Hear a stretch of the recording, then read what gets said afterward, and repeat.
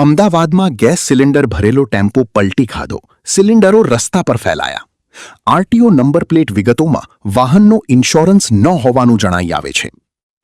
અમદાવાદમાં ગેસ સિલિન્ડરની ડિલિવરી કરતો એક ટેમ્પો સહજાનંદ કોલેજ પાસે 4 રસ્તા પર પલટી જતા અનેક ગેસ સિલિન્ડરો રસ્તા પર ફેલાઈ ગયા હતા.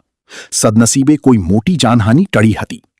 ઘટનાના બાદ ટેમ્પોના આરટીઓ નંબર પ્લેટ નંબરના આધારે વિગતો ચકાસતા વાહનનું ઇન્સ્યોરન્સ સક્રિય ન હોવાનું જાણવા મળ્યું છે.